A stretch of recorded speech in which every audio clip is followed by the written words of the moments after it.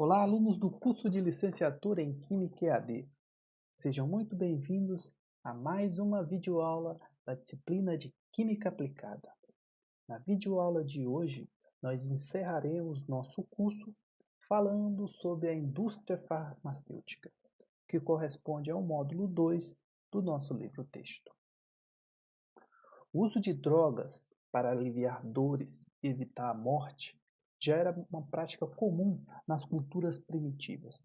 Porém, essa prática estava diretamente ligada à mística e às superstições de cada civilização, que normalmente associava as causas das doenças à ação de maus espíritos. O papiro de Eber, que data de 1550 a.C., proveniente das civilizações egípcias, é uma das mais antigas fontes das escrituras médico-farmacêuticas. Ele faz referências quantitativas que descrevem mais de 700 substâncias medicinais, incluindo produtos vegetais, minerais e animais, contabilizando mais de 800 fórmulas. Algumas dessas substâncias, tais como o enxofre, a magnésia, que na verdade é o hidróxido de magnésio, e a soda, ainda aparecem na farmacopeia contemporânea. Contudo, a racionalização do conhecimento farmacológico, associado ao uso de terapias que se contrapunham à mística popular, só foi possível com os gregos, por meio dos trabalhos de Hipócrates, que viveu de 400 a 355 a.C., e Galiano, que viveu de 200 a 130 d.C. Já os primeiros experimentos laboratoriais e clínicos se deram com Paracelso, que é considerado o pai da quimioterapia, isso tudo no século XV. Entretanto, a medicina experimental só ganhou consistência no século XVIII, a partir dos trabalhos em paralelo de Bernard Mangendai e colaboradores, isso na França, e Liebig e seus discípulos na Alemanha. O desenvolvimento da pesquisa farmacêutica moderna teve início em 1881, com o estabelecimento da divisão científica da Eli e Lilly Company, uma das maiores companhias farmacêuticas da época. Além disso, a carência de drogas anestésicas e sedativas, como por exemplo o Veronal, que podemos verificar na imagem ao lado, e a novacaína, isso durante a Primeira Guerra Mundial, acelerou a expansão da indústria farmacêutica e a produção em larga escala de substâncias químicas sintéticas. Contudo, a indústria farmacêutica apresentou um caminho paralelo com a indústria química clássica, desde o início do século XIX até meados do século XX. Esse vínculo só começou a estreitar após a Segunda Guerra Mundial, quando a biotecnologia passou a ter papel fundamental na produção de fármacos. Lembrando que a biotecnologia é a ciência que é uma interseção da biologia, da engenharia e da química. As 2 décadas seguintes, após a Segunda Guerra Mundial, apresentaram um crescimento estrondoso da indústria farmacêutica, associado ao progresso da medicina, e ficaram conhecidas na história como a época das novas drogas. Essas novas drogas eram mais eficientes e migravam diretamente dos laboratórios de investigação científica para os hospitais e consultórios médicos. Atualmente, a descoberta de novas drogas é uma tarefa complexa, que pode durar de 2 a 10 anos, devido a todas as pesquisas associadas à sua produção. Além disso, esse processo envolve a participação conjunta da indústria com outras entidades, tais como laboratórios, institutos de pesquisa, universidades e os próprios hospitais.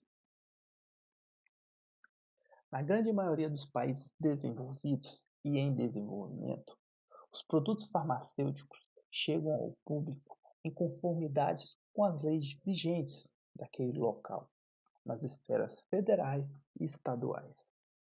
É uma prática legal comum a emissão de receitas por parte de profissionais licenciados, tais como médicos, dentistas e veterinários, para proporcionar a venda de medicamentos à população em estabelecimentos registrados e por farmacêuticos. Porém, algumas drogas não precisam de receita, sendo vendidas diretamente ao consumidor. Assim como a maioria dos produtos químicos, os produtos farmacêuticos podem ser classificados pela sua utilização, pela sua estrutura química ou pelas reações químicas envolvidas em sua produção.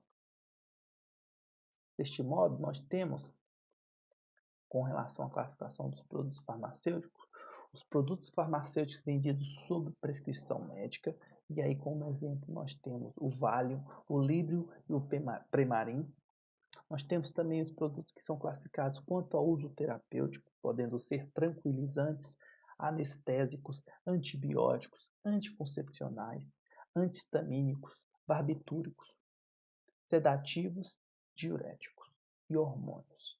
E também a classificação quanto à conversão química envolvida em sua produção. E aí nós temos os produtos que derivam de alquilação, carboxilação, condensação, halogenação, oxidação, sulfonação, extração, hidrogenação, desidratação e esterificação.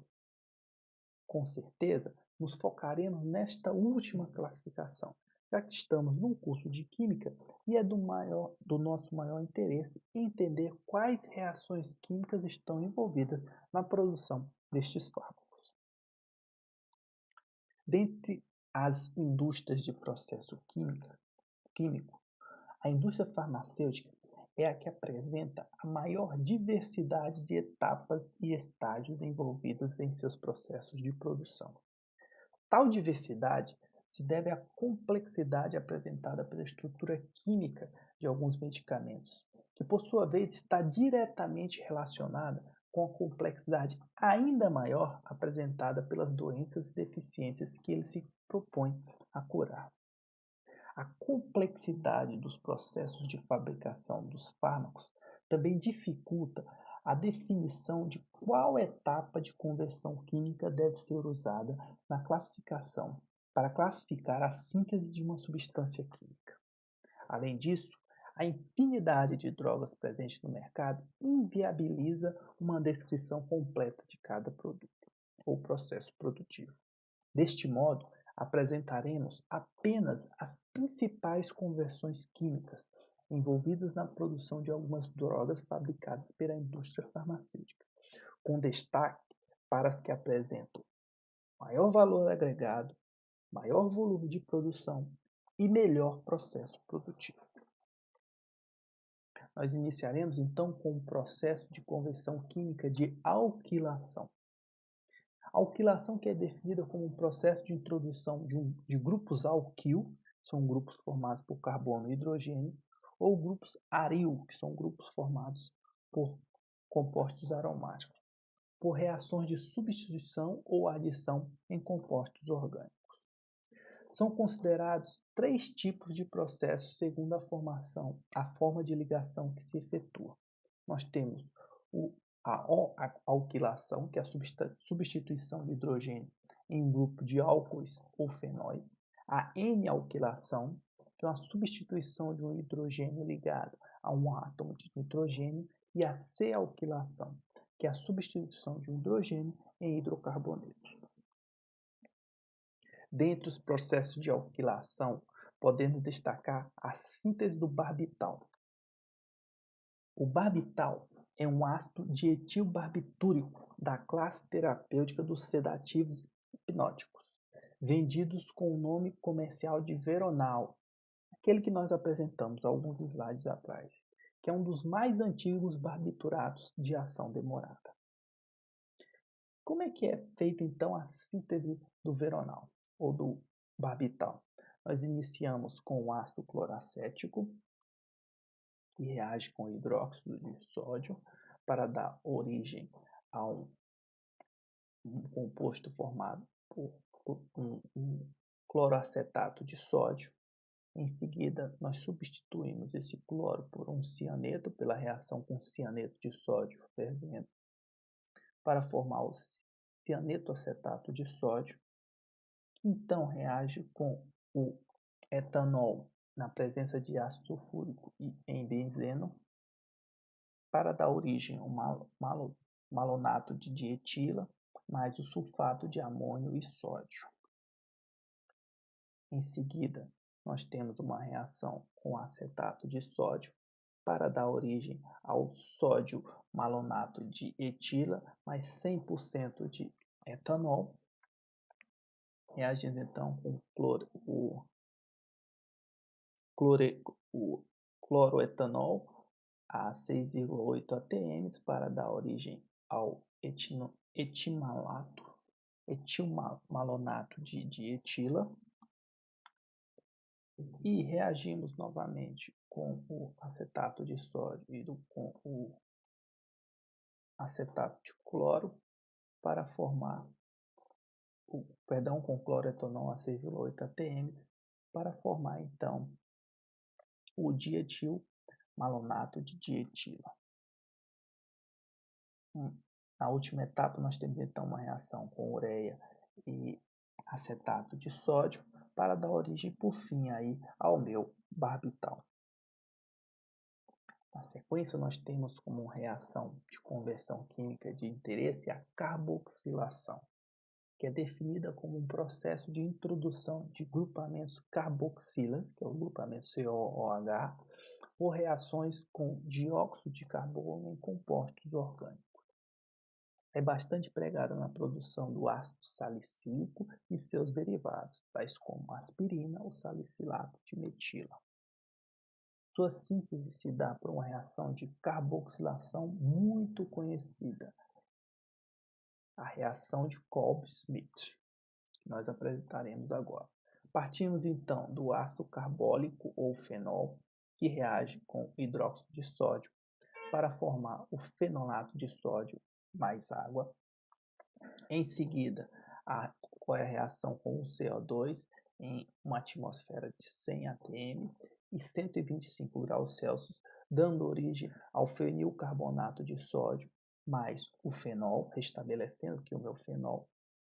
E em seguida, nós temos uma reação com isômeros a 100 atm e 120 graus Celsius para formar o salicilato de sódio mais o fenolato de sódio. Em seguida, reagimos com ácido sulfúrico para formar o ácido salicílico mais o sulfato de sódio e, por fim, com o metanol para formar o salicilato de metila mais água. Como terceira reação de destaque, nós temos as reações de condensação, que são reações de conversão química muito importantes devido ao seu emprego na fabricação de inúmeros produtos farmacêuticos que apresentam estruturas diversas em sua composição. Nela, duas moléculas se combinam para formar uma única molécula, descartando ou não outras moléculas de menor tamanho durante o processo.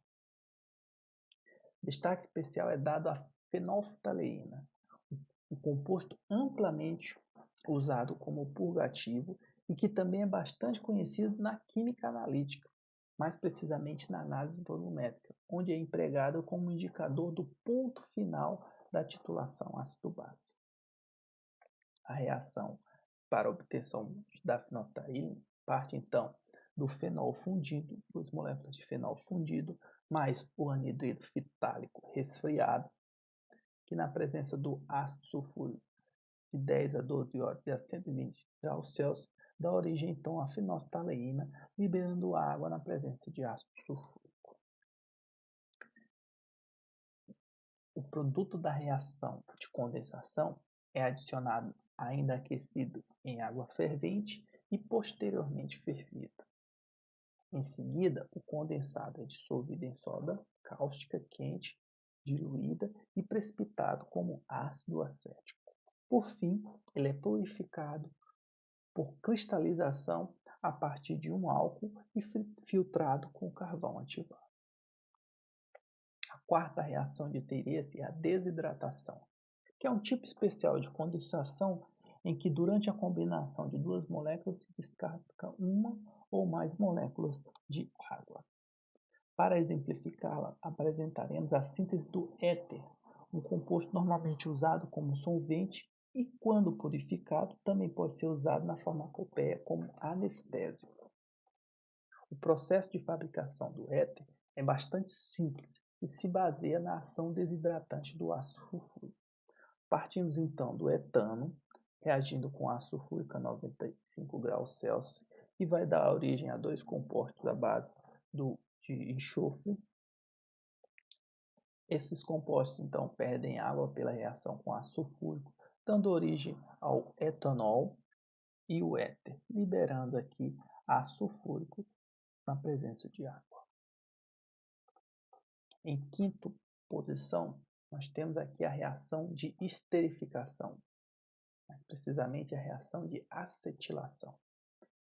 São reações químicas reversíveis nas quais um ácido carboxílico reage com o álcool produzindo um éster e água. A esterificação da função fenol do ácido salicílico com anidrido acético em presença de gotas de ácido sulfúrico como catalisador é conhecida como acetilação e é a conversão química que serve de base para a produção do ácido acetil salicílico ou AAS. Partimos então do ácido salicílico, reagindo com anidrido acético, usando ácido sulfúrico como catalisador, para dar origem então ao ácido acetil salicílico mais o ácido acético. Esse fármaco é conhecido comercialmente como aspirina e certamente é o produto farmacêutico mais vendido no mundo. A AAS é empregada como antipirético e pode ser ainda usada contra febre reumática aguda e gota. A sexta reação de destaque é a halogenação, que é uma reação química em que um átomo de hidrogênio é substituído por átomos de halogênio. Essa conversão química pode também ser definida como uma reação química que incorpora um átomo de halogênio a uma molécula específica. Destaque especial é dado à cloração, onde ocorre a substituição do átomo de hidrogênio por uma molécula de cloro. A cloração é amplamente usada na produção de alguns intermediários, usados na síntese de fármacos, como o cloreto e o brometo de etilo. Contudo, em poucos casos, o cloro aparece na posição final do fármaco. Um destes casos está presente na produção do cloroformo, um solvente orgânico que foi bastante usado no passado como anestésico, mas que hoje é mais empregado na análise química e como preservativo durante a percolação aquosa de drogas vegetais. Nós partimos então da acetona, que reage com o hipoclorito de cálcio, dando origem ao meu cloroforme, mais acetato de cálcio e hidróxido de cálcio. A sétima reação de interesse, reação química de conversão de interesse, é a oxidação. Lembrando que são denominadas de reações de oxidação ou redução, ou como são conhecidas na América, reações redox, todas as reações químicas que envolvem a transferência de elétrons entre um composto orgânico ou inorgânico e uma espécie oxidante ou redutora. A gente viu bastante isso nas aulas de Química Analítica 2, na parte de volumetria redox ou volumetria de oxirredução. Quando o elemento químico oxigênio e o agente oxidante e o aumento do número de oxidação ocorre nos átomos de carbono do composto orgânico que origina o fármaco, essa reação é conhecida como oxidação. A reação de oxidação pode ser ilustrada pelo esquema reacional da produção da isoniazida, um fármaco pertencente ao grupo dos antibactericidas que é usado em conjunto com outros medicamentos, por exemplo, no tratamento da tuberculose.